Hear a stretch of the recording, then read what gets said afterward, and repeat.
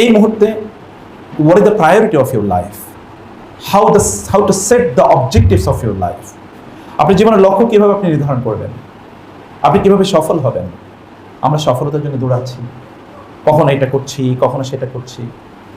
Sometimes আমরা পথ খুঁজে পাই না, আমরা রাস্তা খুঁজে পাই না, আমরা বুঝি না কি করার।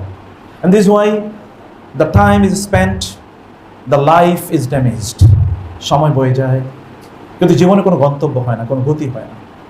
you suffer from frustration, anxiety, এবং ভবিষ্যৎ নিয়ে দুশ্চিন্তা আপনাকে ওভারকাম করে, আপনাকে চারিদিক থেকে ঘিরে রাখে। কখনো কখনো আপনি জানেন না করবেন কি, কিন্তু আপনি যদি নবীজি সাল্লাল্লাহু আলাইহি ওয়াসাল্লামের জীবনে আসেন, তার জীবনে যদি আপনি পড়েন, তার পাশে যদি আপনি চলেন, তাহলে আপনি কোনোদিনই পথ হারা হবেন না, আপনি কোনোদিনই পথ থেকে বিচ্যুত হবেন না, আপনি কখনোই গন্তব্য হারাবেন না। You will always remain focused, concentrated. আপনি বলেন তো মানব ইতিহাসে এমন একজন ব্যক্তির নাম যার নাম প্রত্যেকটি শ্বাসে, নিঃশ্বাসে, প্রতিটি সেকেন্ডে, নট অনলি সেকেন্ডস, প্রতিটি মাইক্রো সেকেন্ডে লোকেরা উচ্চারণ করে। একজন ব্যক্তির নাম বলতে পারবেন এই মানব ইতিহাসে? এক্সেপ্ট মোহাম্মদ সাল্লাল্লাহু আলাইহি ওয়াসাল্লাম। You know that there are 2.5 billion Muslims across the world. সারা পৃথিবীতে প্রায় 250 কোটির মতো মুসলমান আছে।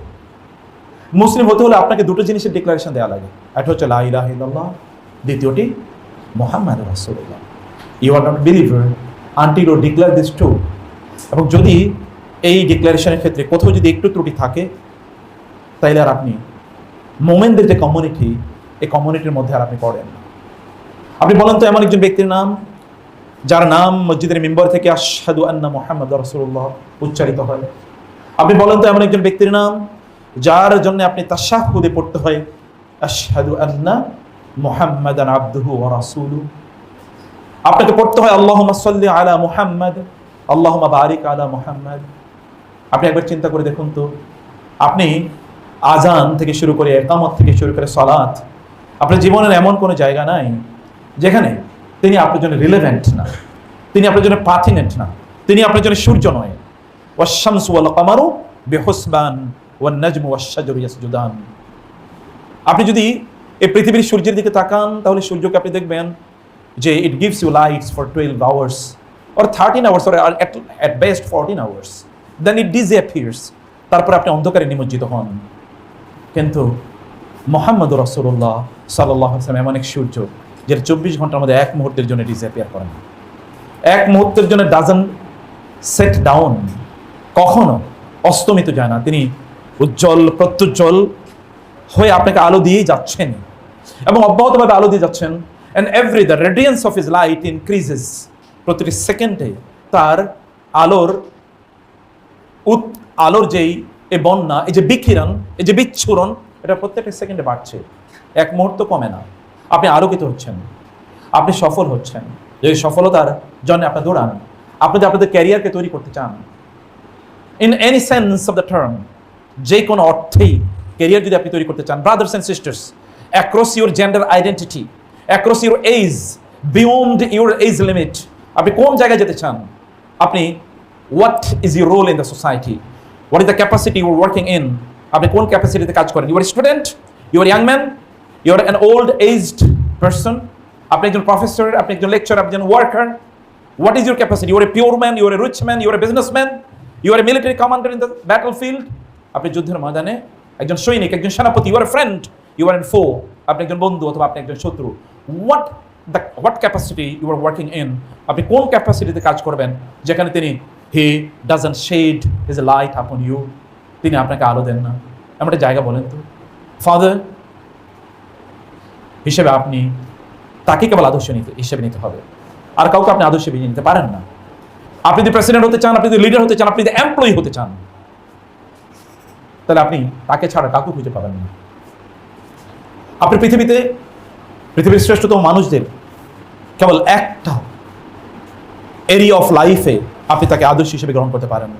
হতে পারে তিনি তার ফ্যামিলিতে আদর্শ, হতে পারে তিনি তার রাষ্ট্রে আদর্শ, হতে পারে তিনি কেবল বক্তব্যে আদর্শ, হতে পারে তিনি যুদ্ধের ময়দানে আলেকজান্ডার দ্য গ্রেটের মতো আদর্শ, অথবা গ্রেট ভিক্টোরিয়াস, তিনি অনেক বড় বিজেতা এরকম কোনো নেতা, অথবা কোনো পলিটিশিয়ান, অথবা তিনি বিজনেসম্যান এরকম কোনো, অথবা তিনি সায়েন্টিস্ট, অথবা তিনি ফিলোসফার, অথবা তিনি পয়েট, অথবা তিনি একজন নোবেল লরিয়েট, কোন একটা জায়গায় আপনি কেবল একটা জায়গায় একজনকে আদর্শ হিসেবে নিতে পারেন। বাট মুহাম্মদ সাল্লাল্লাহু আলাইহি ওয়াসাল্লাম is the only man who is your real hero in all aspects of your life. আপনার জীবনে এমন কোনো সময় নাই, এমন কোনো অঙ্গন নাই। আপনি যদি বলেন আপনার এইজ, আপনি একজন শিশু, তাহলে তিনি আপনার জন্য আদর্শ। যদি আপনি বলেন আপনি একজন কিশোর, তিনি আপনার জন্য আদর্শ। যদি আপনি বলেন আপনি একজন ইয়াং ম্যান, তিনি আপনার জন্য আদর্শ। আপনি ইউনিভার্সিটিতে পড়েন, তিনি আপনার জন্য মোস্ট পার্টিনেন্ট আদর্শ। যদি হন আপনি একজন কৃষক, তাহলে তিনি আপনার জন্য আদর্শ। আপনি যদি পার্টনারশিপ ব্যবসা করেন, তাহলে তিনি আপনার জন্য আদর্শ।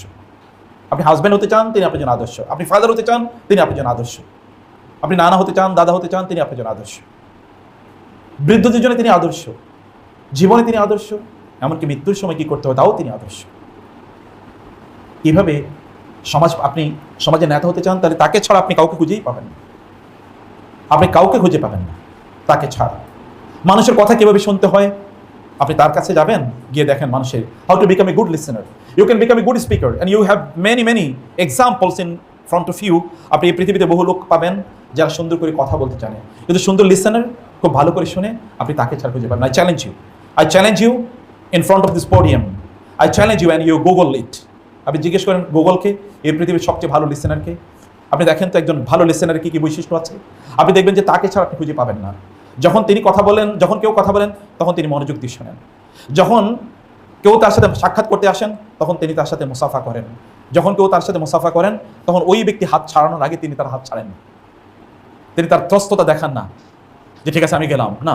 যতক্ষণ পর্যন্ত তিনি ওই যিনি তার সাথে সাক্ষাৎ করতে এসেছেন, অথবা তিনি সাক্ষাৎ করতে গিয়েছেন, তিনি যতক্ষণ পর্যন্ত হাতটা না ছেড়ে দেন, ততক্ষণ পর্যন্ত তিনি হাত ছাড়েন না। যতক্ষণ পর্যন্ত স্পিকার কথায় স্টপ না করেন, ততক্ষণ পর্যন্ত সেখান থেকে তিনি তার চেহারা ফেরান না।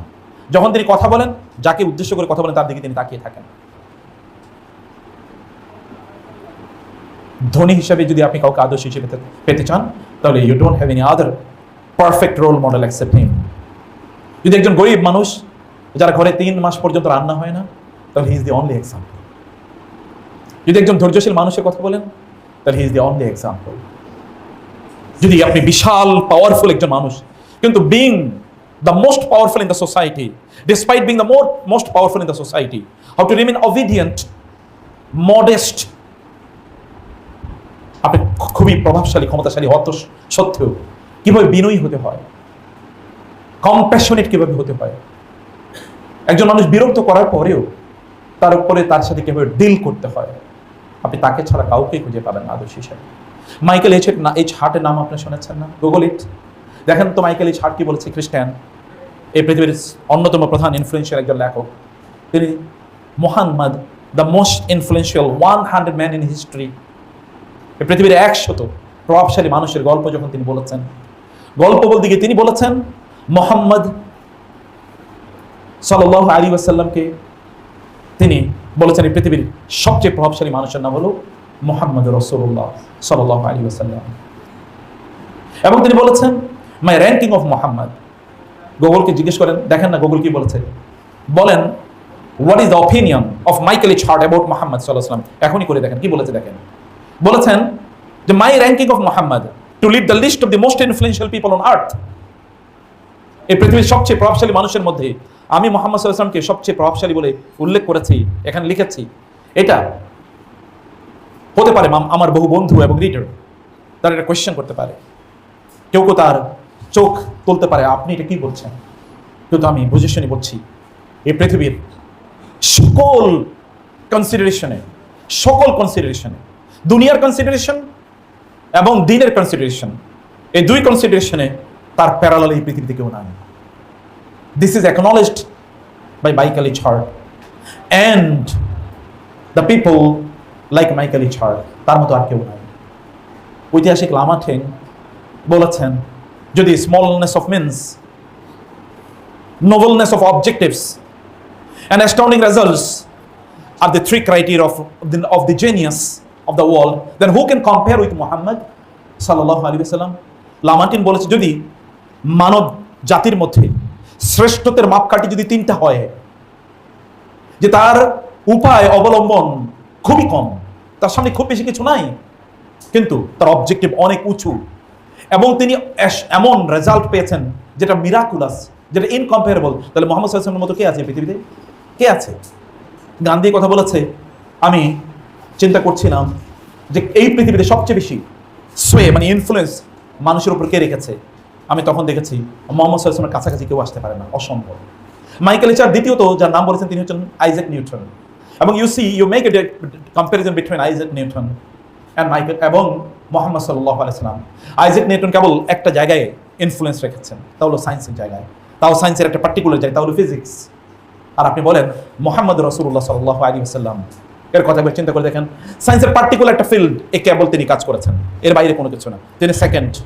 আর আরেকজন হচ্ছেন, একজন ক্লাসে 100 পেয়ে ফার্স্ট হয়েছেন, আরেকজন 1 পেয়ে সেকেন্ড হয়েছেন। আরেকজন পেয়েছেন 100-র মধ্যে 1, তিনি সেকেন্ড হয়েছেন। আরেকজন 100 পেয়ে 100-র মধ্যে 100 পেয়েছেন, তিনি ফার্স্ট হয়েছেন। I know that no comparison is possible between this two, but still if we can make any comparison according to our human limitation, এর বাইরে কিছুই বলার কোনো অবস্থা নেই। বন্ধুরা, আমার ডান পাশে আমার বোনেরা আছেন এবং আপনার সামনে আছেন। আমি আপনাদেরকে 3টি জিনিস আজকে দৃষ্টি আকর্ষণ করবো। I don't know that how much I will be allowed to speak. প্রথমত হচ্ছে, আপনারা যারা এখানে পড়াশোনা করতে এসেছেন, আপনাদের আসলে করণীয় কি? আপনাদের আসলে করণীয় কি?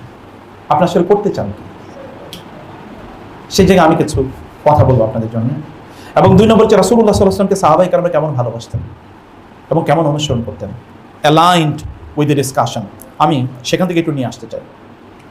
আপনাদের যে বয়স, এই বয়সে আপনাদের আদর্শ মুহাম্মদ রাসূলুল্লাহ সাল্লাল্লাহু আলাইহি ওয়াসাল্লাম, এখনো তিনি নবুয়ত প্রাপ্ত হন নাই, আপনাদের বয়সে তিনি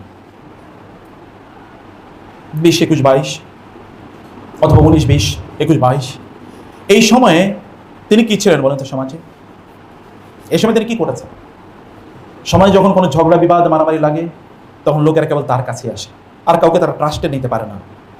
কারো অ্যাকিউমেন, কারো ইন্টেলিজেন্স, কারো ইন্টেলেক্ট, কারো কনফ্লিক্ট রেজলিউশন এর উইজডম, এটা তার কাছেও যায় না, কেউ তার প্যারালন না, কেবল তার কাছে আসে। হাজা মুহাম্মাদুন আল আমিন রাদিনা বিকাদাইহি, this is Muhammad. If his name is proposed, then everyone agrees. যে তার নাম উচ্চারণ করা হয়, যে তিনি সমস্যার, দ্য ক্রাইসিস ইজ দেয়ার, সমস্যা এখানে তৈরি হয়েছে, সমাধান কি? তার কাছে লোকের আসতে হয়। আমাদের ইয়াং জেনারেশন, আপনি যারা ইউনিভার্সিটিতে আছেন, আপনারা বলেন তো, আপনার part of crisis or part of problem নাকি পার্ট অফ সলিউশন? বলতে পারেন? আপনাকে প্রবলেমের পার্ট নাকি সলিউশনের পার্ট? অনেকে বলবেন না। আমি জানি, I know for certain most of us are part of problem. আমরা প্রবলেম তৈরি করি, সলিউশন বুঝি না। কোথাও গেলে আগে মারামারি করি, কারণ আমার শরীরে শক্তি আছে। বাসে উঠলেও মারামারি করি, রিক্সা ড্রাইভারের মারি, তাই না? বাসের কন্ট্রাক্টরের মারি। কোনো বাস কেন আমার সাথে ডিস্টার্ব করলো, ওই এলাকার বাস সব ভাঙচুর করে দিই, ওইখানে গিয়ে আগুন লাগাই, ওইখানে মারামারি করি, কথা বলে কাজ বর্জন করি, অথবা কি মিছিল মিটিং ইত্যাদি। এগুলো বাইরে আমাদের কোনো কিছু নাই। How to resolve any problem, any crisis, any conflict. আপনি জানেন বিজনেসে কনফ্লিক্ট রেজলিউশন এরকম কোর্স পড়ানো হয়। তো কনফ্লিক্ট কীভাবে, সমস্যা কীভাবে সমাধান করবেন, আপনি তার কাছে আসেন। দেখুন না, আপনারা জানেন যে আপনাদের করণীয় কি। আপনার মুহাম্মদকে আপনাদের আদর্শ হিসেবে গ্রহণ করেন সাল্লাল্লাহু আলাইহি ওয়াসাল্লাম। আপনার human capital, social capital, moral capital এটা তৈরি করেন না। আপনি একজন মুহাম্মদের মতো হন না সাল্লাল্লাহু আলাইহি ওয়াসাল্লাম। এই বয়সে তার মধ্যে 2টো জিনিস ছিল, লোকেরা তাকে বলতো পরম বিশ্বস্ত, পরম সত্যবাদী। আপনি বলেন তো, আপনি পরম বিশ্বস্ত হন, পরম সত্যবাদী হন? আপনি পরম বিশ্বস্ত হন, লোকেরা বলুক যে মিস্টার অমুক অথবা মোহাম্মদ অমুক অথবা অমুক, খালেদ, ওমর, উসামা, জায়েদ, আব্দুল্লাহ, আব্দুর রহমান কখনো মিথ্যা কথা বলে না, কখনো মিথ্যা কথা বলে না। হতে পারে তার জীবন শেষ হয়ে যেতে, কোনোদিন মিথ্যা কথা বলে না। Can you take this challenge? আপনি এটা করতে পারেন এবং আপনি জাস্ট প্রমিস ইট যে আপনি জীবনের বাইরে এটা কোনোদিন মিথ্যা কথা বলবেন না। And you see that it will establish you in the society, you will become famous. আর কোনো কিছু লাগবে না। আপনি সেলিব্রিটি হতে চান, আপনি কেবল এটা প্র্যাকটিস করুন না কেন। সেলিব্রিটি হতে চান, আপনি সেলিব্রিটি হতে চান, আপনার নিজের ইনভেস্টমেন্টটা কি? আপনি করছেন কি? আপনার নিজেকে উন্নয়নের জন্য আপনি কি করছেন? আপনার নিজের ডেভেলপমেন্টের জন্য আপনি করছেন কি? আপনার ফোকাস কি? আপনার গোল কি? দেখেন তো ছোটবেলা থেকে তার মধ্যে জাস্টিস ছিল কিনা, ছোটবেলা থেকে তাকে আল আমিন বলতো কিনা। তিনি যখন তার মায়ের দুধ, অর্থাৎ তার মায়ের দুধ যখন তিনি খান, তার বয়সের একই বয়সে, তখন তার বয়স 1.5 বছর, এরকম একটা অবস্থায় তার মায়ের দুধ তিনি একটা খান, আরেকটা খান না, কারণ একই বয়সে আরেকটা ছোট ভাই আছে তার। What sort of justice it is? এটা কিভাবে সম্ভব? আপনি বলবেন আমি ছোট মানুষ, আমি কিভাবে জানবো? কিন্তু এখন তো আপনি গ্রোন আপ, এখন তো আপনি গ্রোন আপ, এবং তার আশপাশে যারা ছিল, আপনি তার আশপাশে আসলে আপনি মিরাকল দেখবেন, আপনি মৌজুদা দেখবেন। কিভাবে মৌজুদা দেখবেন? ছোটবেলা থেকে তিনি যে তার নিজকে আল আমিন হিসেবে প্রতিষ্ঠিত করেছেন, এই তার নিজের মধ্যে তার ইনভেস্টমেন্ট, এই ইনভেস্টমেন্টটা তাকে কিভাবে কাজ করেছে। তার সাথীরা যারা তার আশেপাশে ছিল, এই সাথীরা কি করতে জানেন? সাথীরা যখন একসাথে খেতে বসতো তখন তার চোখ বন্ধ করে খেত। ভালো করে শোনেন, আপনি কি শুনতে পাচ্ছেন আমার কথা? যখন সাথীরা তার সাথে খেতে বসতো, তার সাথে না, তার সাথীরা মানে তার সাহাবীরা তার কাছ থেকে এই শিক্ষা পেয়ে, আদর্শ পেয়ে, এই আমানতদারিতা পেয়ে যখন তার খেতে বসতো একসাথে, তখন তার চোখ বন্ধ করে খেত। কেন খেত চোখ বন্ধ করে জানেন? কেউ বলতে পারেন কেন চোখ বন্ধ করে খেতেন তারা? কারণ যদি আপনি চোখ খুলে খান, তাহলে আপনি যদি সবচেয়ে বড় মাংসের পিসটার মধ্যে হাত দিয়ে দেন, আপনি যদি সবচেয়ে বড় মাছের পিসটা হাত দিয়ে দেন, এই জন্য তারা চোখ বন্ধ করে খেতেন, যেন কোনোভাবে তার বন্ধু যেন ডিপ্রাইভ না হয়, যেন ভালো পিসটার উপর আপনার হাত না পড়ে যায়, যেন অন্য যেন বঞ্চিত না হয়। সাবকনসিয়াসলি যেন কোনো অন্যকে বলতে, কিভাবে এরকম মানুষ তৈরি হয়? আমরা তো আরেকজনের পকেটের টাকা আমার নিজের পকেটের টাকা মনে করি। আমরা যখন খেতে বসি তখন আমরা কাড়াকাড়ি করে খাই, আরেকজনের টাকা বেশি খেয়ে ফেলি আমরা। তারা চিন্তা করতেন আরেকজন হাত দেওয়ার আগে যেন তার হাতটা সেখানে না পড়ে, আবার তিনি যেন একটু বেশি না খেয়ে ফেলেন। এই মানসিকতা কি এমনি তৈরি হচ্ছে? কারণ তাকে তারা দেখেছেন যে তিনি কেমন। আপনি যখন সত্যবাদী হন তখন আপনি অন্যকে ইনফ্লুয়েন্স করতে পারেন। আপনি যে সত্যবাদী না হন তখন আপনি হাজারো চিৎকার করে বক্তব্য দিলেও লোকেরা এরপর এখান থেকে বের হয়ে যাবে, উনি বলেছেন। যদি আপনি হৃদয় থেকে এটাকে লালন না করেন, আপনার শরীরে যদি এটা প্র্যাকটিস না থাকে, তাহলে কখনোই হবে না। আল আমিন, তাকে লোকেরা সত্যবাদী বলতে বলে। বলেন আপনার নাম কি? আপনাকে লোকেরা কি বলে জানে? বলুন তো, আপনাকে লোকেরা কি বলে জানে? আপনার বন্ধুদের সামনে, আপনার বন্ধুদের কাছে আপনার নাম কি? Mister terrorist, mister disturbance, mister liar, নাকি মিস্টার ট্রাস্টওয়ার্দি? আপনার বন্ধুদের মধ্যে আপনার পরিচিতি কি বলেন? আপনার ক্লাসের যে সকল ফিমেল স্টুডেন্টরা আছেন, ফিমেল ফ্রেন্ডরা আছেন যারা, আপনার ব্যাপারে তাদের মত কি বলেন তো? তারা কি বলবে আপনার ব্যাপারে? বলবে না উনি খুবই দিনদার, না দিনের কথা আমি না বললাম, না উনি খুবই অনেস্ট, তার চরিত্র খুবই মাধুর্যপূর্ণ, তিনি কখনো খারাপ দৃষ্টিতে তাকান না। কারণ নারীদের মধ্যে আল্লাহ সুবহানাহু ওয়া তাআলা এরকম দূরদর্শিতা দিয়েছেন, আপনার চেহারার দিকে, আপনার চোখের দিকে তাকালে বুঝতে পারবেন আপনার চরিত্র কি। যদি একজন নারী যদি সত্যিকার অর্থে ভালো হয়, তাহলে তিনি আপনার চেহারার, আপনার চোখের দিকে তাকালে বুঝতে পারবেন যে আপনার চরিত্র কি। আপনি বলেন তো, আপনি আয়নার সামনে দাঁড়িয়ে বলেন তো আপনার চরিত্রটা কি। আপনি বলতে পারেন যে আমার ইউনিভার্সিটির সকল স্টুডেন্টদের সামনে আমি দাঁড়িয়ে বলতে পারবো, I have never cheated anyone, I have never talked ill of anyone. আমি জীবনে আমার এই ক্যাম্পাসের কোনো নারীর, কোনো বোনের বিরুদ্ধে একটা খারাপ কথা বলিনি। আপনার বন্ধুরা কি এই ব্যাপারে টেস্টিমনি দিতে পারবে? আপনার বন্ধুরা কি এই কথা বলতে পারবে? এর যদি না বলতে পারে, একবার চিন্তা করে দেখেন তো, যখন রাসূলুল্লাহ সাল্লাল্লাহু আলাইহি ওয়াসাল্লামের উপর নবুয়ত আসার পর তিনি মানুষকে ডাকলেন, ইয়া মাশারা কুরাইশ, হে কুরাইশ তোমরা আসো। সবাই দৌড়ে আসো। Mohammad was so influential in the society. আপনি সেলিব্রিটি হতে চান, ফেক সেলিব্রিটি? সোশ্যাল মিডিয়াতে আপনার কত লোক ফলো আছে, ফলো করে, ইনস্টাগ্রামে কতজন ফলো করে, ফেসবুকে কতজন ফলো করে, ইউটিউবে আপনার ভিডিও কয়জন দেখে, সেই সেলিব্রিটি হতে চান? রিয়েল সেলিব্রিটির কাছে আসুন। যখন লোকদেরকে তিনি ডাকলেন, সবাই সেখানে দৌড়ে গেল। কারণ লোকেরা জানেন মোহাম্মদ ডেকেছে মানে হচ্ছে সাধারণ কোনো বিষয় না, খুবই গুরুত্বপূর্ণ কোনো ঘটনা ঘটেছে। সবাই এভরিওয়ান, সবাই সেখানে দৌড়ে গেল। তিনি পাহাড়ের পাদদেশে দাঁড়ালেন। পাহাড়ের পাদদেশে মানে হচ্ছে তার সামনে মাইক, কারণ একটু উঁচুতে দাঁড়ালে আপনার কণ্ঠটা একটু বেশি জায়গায় পৌঁছে। তিনি সেখানে দাঁড়ালেন, বলেন, হে কুরাইশ আসি। সবাই একত্রিত হলো। তিনি তাদেরকে বললেন, আমি যদি তোমাদেরকে বলি এই পাহাড়ের ঠিক অপর প্রান্তে একদল শত্রু তোমাদেরকে আক্রমণ করার জন্য দাঁড়িয়ে আছে, তোমরা কি বিশ্বাস করবে? তারা কি বলেছে বলেন তো? বলেছিল, নাম, অবশ্যই আমরা আপনাকে বিশ্বাস করবো। মা জাররাবনা আলাইকাল কাযিবা আবাদা, আমরা জীবনে কোনোদিন আপনাকে মিথ্যা কথা বলতে শুনি নাই, জীবনে কোনোদিন শুনি নাই। This people, those who will become ইনিমিক্যাল to him letter on, যারা পরবর্তী তার শত্রু হবে, তারাও পর্যন্ত কথা বলেছে। বদরের যুদ্ধে আবু জাহল, বদরের যুদ্ধের বিপরীত পক্ষে কমান্ডার ইন চিফ, লোকেরা গেল আবু জাহেলের কাছে, আবু জাহল, আমরা তো মুহাম্মাদের বিরুদ্ধে যুদ্ধ করছি, আর চলেন তো একটু আমাদের নিজেদেরকে মূল্যায়ন করি, একটু নিজেদেরকে মূল্যায়ন করি, একবার বলেন তো আমরা যে মুহাম্মাদের ব্যাপারে আপনার মূল্যায়ন কি? আবু জাহল বলেন তো। বলে, আল্লাহি তুমি যদি সত্য কথা বলো আমাকে, তাহলে আমি তোমাকে বলি যে I have never seen him speaking lie, he has never cheated anyone and he has never hurt anyone. সত্য করে বলি, আমি তাকে কোনোদিন মিথ্যা কথা বলতে দেখিনি, আমি তাকে কখনো মানুষকে আঘাত করতে দেখিনি, এবং আমি কখনো দেখিনি তিনি মানুষকে চিট করেছেন, মানুষের সাথে ধোঁকাবাজি করেছেন, কখনোই ঘটে নাই। এটা কিন্তু আজকের ঘটনা নয়। তিনি নবুয়তের দায়িত্ব পাওয়ার আরো 15 বছর পরের কথা বলছি। 15 বছর পর্যন্ত শত্রুতা করার পরেও একজন মানুষ কিভাবে এত ক্যান্ডিডলি অ্যাকনলেজ করেন অ্যাবাউট হিজ ট্রুথফুলনেস, তার সততার ব্যাপারে, আপনার সততার ব্যাপারে, আপনার মোরাল ক্যাপিটাল কি, আপনি কি নিয়ে সামনে এগোতে চান, আপনার জীবনের লক্ষ্য এবং উদ্দেশ্য কি, আপনি মানুষের মাঝে ইনফ্লুয়েন্সিয়াল হতে চান, কিভাবে আপনি ইনফ্লুয়েন্সিয়াল হবেন, আপনি সমাজে ইম্প্যাক্ট করতে চান, কিভাবে আপনি ইম্প্যাক্ট করবেন। ইম্প্যাক্ট করার জন্য তো আপনাকে নিশ্চয়ই এমন কিছু ক্যারেক্টার ডেভেলপ করতে হবে, এমন কিছু চরিত্র ডেভেলপ, এমন কিছু স্কিল কমপক্ষে যদি আমি বলি, এমন কিছু সফট স্কিল আপনার মধ্যে তৈরি করা দরকার, যেগুলো আপনার জন্য রিয়েল ক্যাপিটাল। আপনি বলেন তো, যখন তিনি তার খাদিজাতুল কুবরা মাত্র, এখনো তিনি তাকে বিয়ে করেন না, তার বয়স তখন 23 বা 24, খাদিজাতুল কুবরা এর বিজনেস লিডার হিসেবে যখন তিনি যান, বিজনেস পার্টনার হিসেবে অথবা বিজনেস ম্যানেজার হিসেবে যখন তিনি সিরিয়াতে যান, সেখানে তিনি বিজনেস করে আসেন।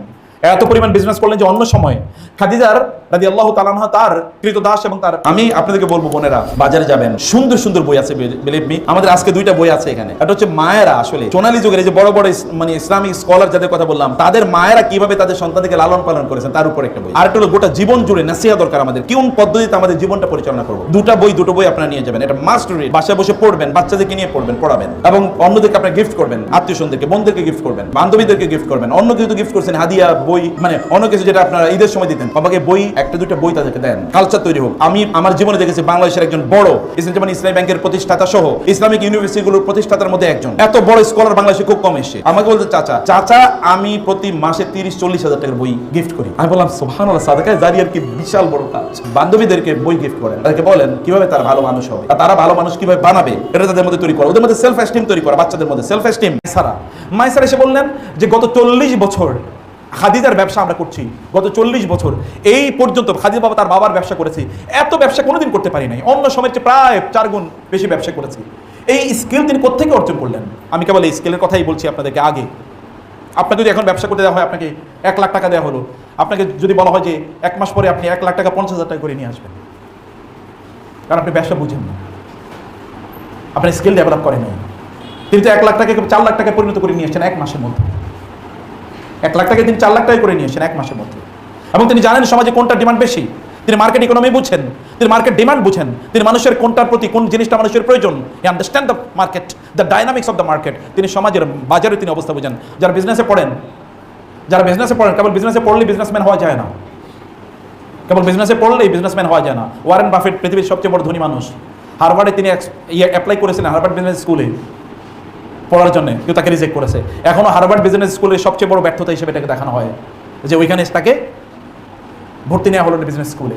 বিজনেস করার জন্য বিজনেস স্কুলে পড়ার প্রয়োজন নাই। তিনি কোন স্কুলে পড়েছেন, কিন্তু তার মধ্যে ক্যাপিটাল ডেভেলপ করেছেন, তিনি সেই এক্সপিরিয়েন্স, তিনি সেই স্কিল ডেভেলপ করেছেন, তিনি ব্যবসা করে এসেছেন। কিন্তু তার চেয়ে আরো বড় কথা কি জানেন? যার তিনি ব্যবসা করেছেন তার মধ্যে মারিং এবং কাটিং এর কোনো চিন্তা চেতনা ছিল না, ইন্টিগ্রিটি, অনেস্টি, সততা। এবং মাইসার এসে বলেছেন, ওয়াল্লাহি, আল্লাহর কসম করে বলেছি, মোহাম্মদের একটা অবজেক্টিভ ছিল, how to reach the profit ratio, profit level, কিভাবে প্রফিট লেভেলগুলো বাড়ানো যায়। তিনি সিরিয়ার বাজারে খুঁজে বেরিয়েছেন মক্কার মানুষের ডিমান্ড কোনগুলো বেশি, কারণ যেগুলো ডিমান্ড বেশি এগুলো দাম এমনি বেড়ে যায়। ইকোনমিতে আপনি পড়েছেন, ডিমান্ড যত বাড়ে তত কি দাম বাড়ে, ডিমান্ড যত কম তত কি দাম কম। অর্থাৎ ডিমান্ড বাজারে কোনটা বেশি, মানুষের প্রয়োজন কোনটা, তিনি এটি খুঁজে বের করেছেন এবং তিনি মানুষকে সেগুলি দিয়েছেন, সেগুলো তিনি নিয়ে এসেছেন। আপনি বলেন, আপনি যদি এখন আপনাকে বিজনেস করতে বলা হয়, তাহলে আপনি বিজনেসের কি কি স্কিল ডেভেলপ করেছেন? কিন্তু আমি তো নবুর কথা এখনো বলিনি, নবুয়তের কথা এখন আপনাদেরকে বলছি না, আপনাদেরকে এই কথা বলছি। সমাজের যখন কনফ্লিক্ট তৈরি হচ্ছে, আপনি এখন মাশাআল্লাহ MUIS metropolitan university Islamic society করেছেন, খুবই ভালো। এই সোসাইটির জন্য গাইডের কথা আমি বলি, যখন তার বয়স 13 বা 14 বা 15, এই সময় তিনি মক্কার যুবকদেরকে নিয়ে তিনি বসলেন, বিকজ মক্কা একটা যুদ্ধ তৈরি হয়েছে, আননেসেসারি, এটা অপ্রয়োজন, আনওয়ান্টেড, আনএক্সপেক্টেড, এরকম যুদ্ধ এখানে হওয়ার কথা ছিল না। তিনি যুবকদেরকে নিয়ে বসলেন, বললেন যে কিভাবে এই জাতীয় ভবিষ্যতে যুদ্ধ এবং যাদের প্রতি ইনজাস্টিস করা হয় এগুলো কিভাবে দমন করা যায়, এগুলো নিয়ে তিনি ভাবলেন, এগুলো নিয়ে তিনি চিন্তা করলেন, তাদেরকে নিয়ে তিনি বসলেন, ইনিশিয়েট করলেন। আব্দুল্লাহ ইবনে জুদআনের ঘরে তিনি তাদেরকে নিয়ে চুক্তি করলেন, যেটাকে আপনারা হেল্পফুল ফুজুল হিসেবে জানেন। হেল্পফুল ফুজুল সলিটারি মানে সলিডারিটি মুভমেন্ট তিনি তৈরি করলেন। এবং এটার ব্যাপারে তিনি এতটা প্রাউড তিনি ছিলেন, ইসলামের পরেও তিনি নবুয়তের দায়িত্ব পালন করার সময় তিনি বলেছেন, এখনও যদি আব্দুল ইবনে জুদআনের ঘরে আমরা যে চুক্তি করেছি, এমন কোনো চুক্তির প্রতি যদি এখনও আমাকে আহ্বান করা হয়, তাহলে আমি এখনও সানন্দে এবং সাগ্রহে সেই জাতীয় চুক্তিতে আমি অংশগ্রহণ করব। আমি বলছি যে আপনারা কি নিয়ে সামনে এগোচ্ছেন বলেন? আপনার নিজের এমন কি যোগ্যতা আপনি এর মধ্যে ডেভেলপ করেছেন? আপনার যোগ্যতা ডেভেলপ করতে হবে না? আপনি মার্কেটে এখান থেকে বের হওয়ার পর আপনি 15,000 টাকা চাকরি কেন করবেন? আপনার নিজের আত্মসম্মানে লাগবে না এতটুকু চাকরি করার জন্য? আপনার আত্মসম্মানে লাগলে কেন আপনি why do you spend your time or why do you ill spend your time? আপনি আপনার সময়টাকে কেন অন্যায়ভাবে ব্যয় করছেন? কেন অন্যায়ভাবে? আপনি কেন স্কিল? আপনি কেন সুন্দর করে কথা বলতে জানেন না? তিনি তো সুন্দর করে কথা বলতে জানতেন এবং তিনি ছোটবেলায় সুন্দর করে কথা বলা শিখেছেন। যখন তিনি মায়ের দুধ খান তখন বনু সাদ গুতে তিনি চলে গিয়েছেন, সেখানে তিনি বড় হয়ে উঠেছিলেন এবং সেখান থেকে ফাইনেস্ট ল্যাঙ্গুয়েজ অফ আরবিয়া, আরবির সবচেয়ে সুন্দর ভাষা তিনি শিখেছেন। আপনি বলেন এই পৃথিবীতে সবচেয়ে ইনফ্লুয়েন্সিয়াল যে কয়েকটা বক্তৃতা আছে, এর মধ্যে 1 নম্বর বক্তৃতাটা হলো মুহাম্মদ রাসূলুল্লাহ সাল্লাল্লাহু আলাইহি ওয়াসাল্লাম, যেটা বিদায় হজে দিয়েছেন। এখনও এই পৃথিবীর যাবতীয় সমস্যার ওই বক্তব্যের মাধ্যমে সমাধান করে দেওয়া সম্ভব। সেখানে তিনি ইকোনমির কথা বলেছেন, সেখানে তিনি হিউম্যান রাইটসের কথা বলেছেন, সেখানে তিনি পলিটিক্সের কথা বলেছেন, তিনি জাস্টিসের কথা বলেছেন, তিনি উইমেন রাইটসের কথা বলেছেন। এমন কি আছে যেটা সেখানে না? তিনি যুদ্ধের কথা বলেছেন, তিনি স্লেভদের কথা বলেছেন, তিনি বিজনেসের কথা বলেছেন, তিনি সোসাইটির কথা বলেছেন, তিনি ফ্যামিলির কথা বলেছেন, তিনি রিলিজিয়নের কথা বলেছেন, তিনি দুনিয়ার কথা বলেছেন, তিনি আখিরাতের কথা বলেছেন। সেই বক্তব্যটা আই ডোন্ট নো যে এটা কতটুকু, I think that it will spend over 5, 6 or 7 minutes, 5-6 মিনিটের একটা বক্তব্য। আমরা তো 2 ঘন্টার বক্তব্য দিলেও এরপরে কোনো কিছু cannot make any summary or any influence. 6-7 মিনিটের বক্তব্য, কি ক্যারিশম্যাটিক কথা। উদিত জাওয়ামি আল কালিম, তার শব্দগুলো ছোট, কিন্তু এগুলোর মধ্যে রাজ্যের সকল সমাধান রয়েছে। আপনি কেন সুন্দর করে কথা বলতে জানবেন না? পৃথিবীর সফল মানুষরা সুন্দর করে কথা বলতে জানতো, আপনি কেন ভাষা জানবেন না? তিনি তো শ্রেষ্ঠতম ভাষা, আপনি কেন সুন্দর করে বাংলা বলতে জানেন না? আপনি কেন ইংলিশ শিখলেন না? আপনি কেন আরবি শেখেন না? কেন শেখেন না? আপনাকে ধরে রেখেছে কি? আপনি সোশ্যাল মিডিয়াতে সময় দিচ্ছেন, ফেসবুকে সময় দিচ্ছেন, ফেসবুকে সময় দিয়ে আপনি কার লাভ করছেন? ফেসবুকে একটা পোস্ট করছেন, 3টা লাইক পড়েছে, এটা নিয়ে আপনি খুবই উৎফুল্ল, আপনি অনেক বড় সেলিব্রিটি। তারপরে কমেন্ট পড়েছে 2টা, এটার কমেন্টের উপর কমেন্ট, এটা নিয়ে গত 3 ঘন্টা আপনি কাটিয়ে দিয়েছেন। আপনি জানেন না, আপনি ওই রিলস দেখে আপনি সময় কাটান। কার রিলস দেখছেন আপনি? রিলস দেখে আপনি কোথায় যাবেন? এই রিলস দেখে আপনি কোথায়? আপনি শর্টস দেখে সময় কাটিয়ে দিচ্ছেন। আপনি অমুকের পোস্টে গিয়ে কমেন্ট করার জন্য সময় কাটিয়ে দিচ্ছেন। এখন আপনাদের ল্যাঙ্গুয়েজ, অধিকাংশ জেনারেশন ল্যাঙ্গুয়েজ হয়ে গেছে এখন গালিগালাজ। বন্ধু বান্ধবদেরকে যেভাবে গালিগালাজ করে আপনি উচ্চারণ করেন, আপনার নবীর জীবনে কেউ যদি দেখাতে পারে একটা গালি, আই চ্যালেঞ্জ ইট, একটা গালি দিয়েছেন গোটা জীবনে, একবার দেখাতে হবে। Never ever, he has never ever uttered any slang in his total life. 63 ইয়ার্সের জীবনে একবারও তিনি বলেন নাই, নিদার বিফোর প্রফিটহুড নর আফটার প্রফিট। এটা চিন্তাই করা যায়। আপনি স্ল্যাং ইউজ করে কোথায় যাবেন? আপনার বন্ধুদেরকে আপনি কি বলে ডাকেন? ইউনিভার্সিটি ফ্রেন্ডদেরকে আপনি কি বলে ডাকেন? আমি তো জানি এগুলো গালি, কারণ আমি তো ইউনিভার্সিটির ছাত্রদেরকে পড়াই। গালির শব্দ উচ্চারণ করে আপনি মনে করছেন কি এটা? আপনি এখন জাতে উঠেছেন, আপনি তো জাত থেকে নেমেছেন। আপনার মুখটাকে আপনি কি ভাষায় ব্যবহার করছেন? মুখটা কি আল্লাহ তাআলা এমনি দিয়েছেন? You know the difference between animals and angels? You know the difference between animals and angels? আপনি between the animal and angel, এই দুটোর মধ্যখানে আপনি বসবাস করছেন। You can become animal, you can become angel. আপনি পশু হতে পারেন এবং ফেরেশতা হতে পারেন, দুটোই হতে পারেন। পশু হতে পারেন যখন পশুর মতো মুখকে খারাপভাবে ব্যবহার করবেন, আর আপনি অ্যাঞ্জেল হতে পারেন যখন উত্তমভাবে ব্যবহার করবেন। আপনি কীভাবে ব্যবহার করেন? How have you accustomed yourself? আপনার মুখ থেকে কী শব্দ বের হয়ে আসে? আপনি কি ভেতর থেকে পরিশুদ্ধ হয়েছেন কিনা? আপনার ভেতরে কী চিন্তা আছে? সমাজ নিয়ে আপনার চিন্তা কি? আপনি বড় হলে কী করবেন? কেবল একটা চাকরি, তার পেছনে আপনি ঘুরছেন, অথবা কেবল কিছু দুনিয়ার কিছু আয় ইনকাম করবেন? আয় ইনকাম যদি একমাত্র কাজ হতো, তাহলে আপনার এখন গিয়ে তো ডাকাতি করা উচিত, দরকার কি? এবং এই কারণে তো ডাকাতি করে। ইউনিভার্সিটির ছাত্র তাহলে কীভাবে কোটি কোটি টাকার মালিক হবে? কেন হবে? আপনি ইউনিভার্সিটিতে পড়তে কেন এসেছেন? আপনার লক্ষ্য কি, উদ্দেশ্য কি? আপনি পড়াশোনা কেন করছেন? পড়াশোনা যদি চাকরির জন্য হয়, তাহলে যে কোনো একটা স্কিল ডেভেলপ করে পড়াশোনা বাদ দিয়ে আপনি চাকরি করতে পারেন, কোনো সমস্যা নেই। আপনার বয়সে যারা পড়াশোনা করে নাই, চাকরি করেছে, ভিডিও এডিটিং করে 50,000 টাকা ইনকাম করা সম্ভব মাসে। আপনি এখান থেকে বিবিএ কম্পিউটার সায়েন্স পড়ে আপনি 20,000 টাকা আয় করতে পারবেন। তার দরকার কি জাতীয় পড়াশোনা? আপনি তো এডুকেশন এসেছেন কেবল in order to illuminate yourself, আপনার নিজকে আলোকিত মানুষে পরিণত করার জন্য। আপনি বলেন আলোকিত মানুষ হয়েছেন কিনা? না হতে পারলে আপনার এই পড়াশোনা কোনো কাজে লাগবে না। আপনি যা পড়ছেন সেটা আপনাকে আলোকিত করছে কিনা, আপনার সমাজকে আলোকিত করছে কিনা, আপনার সাথে যারা থাকে তাদের আপনার সাথে থাকার কারণে তাদের চরিত্রের উন্নয়ন হয়েছে নাকি চরিত্রের উন্নয়ন হয় না, নাকি অবনতি হয়েছে? একবার চিন্তা করে দেখেন তো। তার অবস্থা দেখেন, তার চারপাশে যারা আছে তাদের অবস্থা দেখেন।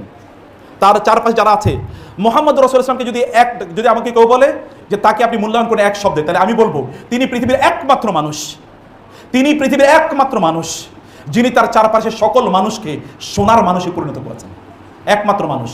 আপনি যদি পৃথিবীর অনেক খুবই দামি লোকজন, খুবই পাওয়ারফুল লোকজনের দিকে তাকান, তাহলে বলবে তার পিয়ন 650 কোটি টাকা চুরি করেছে, অথবা তার আশপাশের লোকের হাজার হাজার কোটি টাকা চুরি করেছে, ডাকাতি করেছে, মানুষকে হত্যা করেছে, লোকজনকে। যদি ফেরাউনের কথা বলি, তাহলে কি করেছে? ফেরাউনের খুবই ঘনিষ্ঠজন, তার নামে কি? কারুন। কারুন কে ছিল? কারণ কি না, কারুন কানাক মিন কওমি মুসা, মুসা নামের জাতি ছিল স্লেভ, কৃতদাস। কিন্তু এদের মধ্যে ওই সমাজের সবচেয়ে বড় ধনী কে ছিল? কারণ কারণ কিন্তু মুসা আলাইহিস সালামের বংশের, অত মুসা আলাইহিস সালাম বংশের লোকেরা কিন্তু ফকির, গরিব, তারা একটা বস্তির এলাকায় থাকে। আর ফেরাউনের গোষ্ঠীর লোকেরা সব থাকে রাজপ্রাসাদে। কিন্তু ওই ফেরাউনের গোষ্ঠীর লোকের চেয়েও বেশি টাকা ছিল কার? কারুনের। আর যে হামানের কথা বলেন, এত পাওয়ারফুল মিলিটারি কমান্ডার, ওই একই বংশের লোক। আপনি দেখেন তো, আপনি অনেক পরিমাণ সম্পদের মালিক হয়ে যাচ্ছে ফেরাউনের কাছের লোকেরা, অথচ তার আত্মীয় স্বজনেরা কিন্তু না খেয়ে মারা যাচ্ছে। আপনি অনেক সম্পদের মালিক হবেন, এবং আপনাদের সম্পদের মালিক হওয়া উচিত, প্রচুর পরিমাণ সম্পদের মালিক হওয়া উচিত, কিন্তু কেন? কি কারণে এবং কি উদ্দেশ্যে? এই পড়াশোনা যদি আপনি মনে করেন যে আপনি টাকা পয়সা ইনকাম করার জন্য পড়াশোনা করছেন, তাহলে I think that you should quit this. এটা আপনার এখনই কুইট করা দরকার। পড়াশোনা করে টাকা ইনকামের জন্য মানুষ পড়াশোনা করে না, তাহলে objective is wrong, objective is wrong. এটা নয়, বরং আপনার নিজকে আপনি ডেভেলপ করুন, আপনার নিজকে আপনি উন্নত করুন, আপনার নিজের মধ্যে আপনি